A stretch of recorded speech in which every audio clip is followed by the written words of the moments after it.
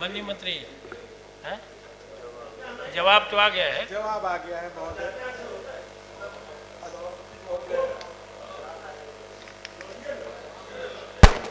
जवाब महोदय आ गया है। महोदय आ गया है, सरकारी वक्तव्य आ गया है। जी, लेकिन जो हम ध्यान आकर्षण आपका ध्यान उस ओर ले जाना चाह रहे थे महोदय कि राज्य सरकार करोड़ों रुपया पंचायत में खर्च कर रही है। उसके बावजूद भी जब हम पंचायत और गांव में घूमते हैं, टोला मोहल्ला में, तो मूलभूत सुविधा के लिए लोग किस तरह से हम लोग से सवाल जवाब करते हैं, हम लोग को पता है कि किस तरीके से सवाल जवाब होता है।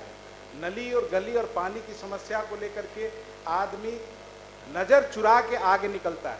सारे जनप्रतिनिधियों की समस्या यही है। हम चाहते हैं समाधान। ये मेरा जो ध्यान आकर्षण है, हम चाहते हैं कि सब काम मैं क्यों करूं, हम पे भी तो छोड़िए। ये समाधान है महोदय, ये समाधान। आज पंचायत प्रतिनिधि 3 साल लगभग हो गया महोदय, चुनाव जीत करके आए हैं। उनको स्वयं पता नहीं है कि हम अपने पंचायत, अपने वार्डों में क्या क्या काम करा सकते हैं। उनको सारी समस्या पता है, उनको नली गली पानी सारी समस्या पता है, लेकिन उनके पास कुछ समाधान नहीं।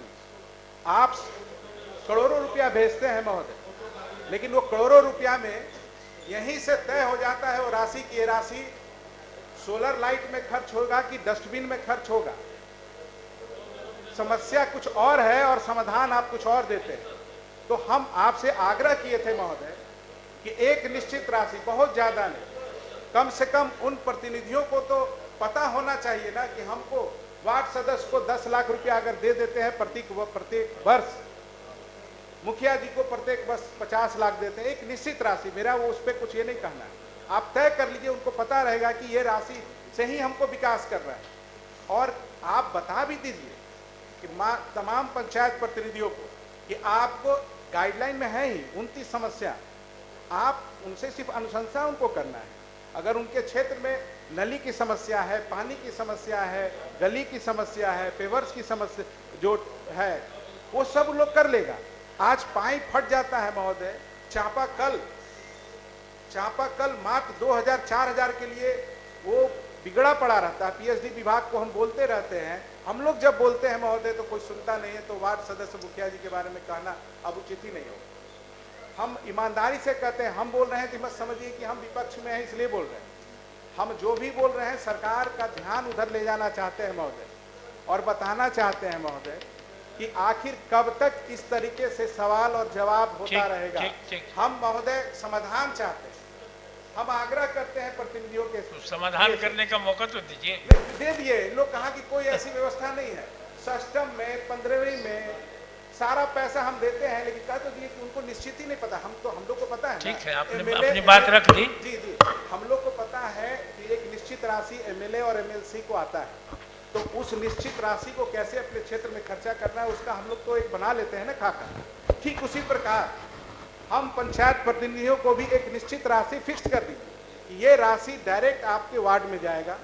आप मुखिया जी, वार्ड सदस्य महोदय, जो आप प्रायोरिटी में लेकर के वो काम करा लें, तो कम से कम समस्या का समाधान हो जाएगा। इस 77 वर्ष के बाद भी आज हम मूलभूत समस्या के लिए लड़ रहे हैं महोदय। नली और गली बोलने में भी शर्म आता है महोदय। 77 वर्ष के बाद आप गांव में जाइएगा, इस हाल में खास करके महादलित टोला। हो गया, इसको भाषण नहीं देना है। नहीं, भाषण बोल रहे हैं। हो गया, बात समझ गए। मंत्री जी बहुत समझदार है। सवाल और जवाब, सर जवाब कैसे? चलिए, आप भी कुछ बोलना है क्या? वो बोलेंगे, आप ही के बगल गिर है बोलने। जी, वही है कि समस्या तो सबके साथ सब कुछ संक्षेप में, बहुत संक्षेप में।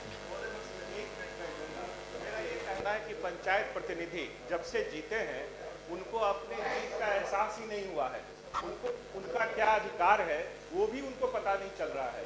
मेरा ये मानना है कि एक अधिकारों की, पंचायत प्रतिनिधि के अधिकारों की सुस्पष्ट नियमावली बने। ये बार बार यहाँ से चिट्ठी बन के जाती है और इस अधिकार में कटौती, उस अधिकार में कटौती, और बीपीआरओ और डीपीआरओ उसको अलग ढंग से परिभाषित करते हैं। तो मेरा ये मानना है कि स्पष्ट नियमावली बन जाए, अधिकार को परिभाषित कर दिया जाए, तो वार्ड सदस्य हों, पंचायत के अन्य प्रतिनिधि हों, उनको कम से कम माननीय मंत्री अपनी भागीदारी सुनिश्चित हो उनकी। सभापति महोदय, केंद्रीय वित्त आयोग एवं राज्य वित्त आयोग की अनुशंसा पर प्राप्त अनुदान की राशि का 70% ग्राम पंचायत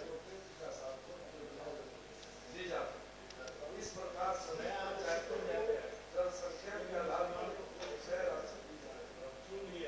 बिहार पंचायत राज अधिनियम 2006 की धारा 26(5) में निहित प्रावधान के अंतर्गत पंचायतों को केंद्र या राज्य सरकार द्वारा दिए गए अंशदान या अनुदान जिसमें केंद्रीय वित्त आयोग या राज्य वित्त आयोग की अनुशंसा के आधार पर अनुदान की राशि इस प्रकार पंचायतों को राशि उपलब्ध कराने का प्रावधान बिहार पंचायत राज अधिनियम में ही प्रभावित है। इसलिए अलग से संभव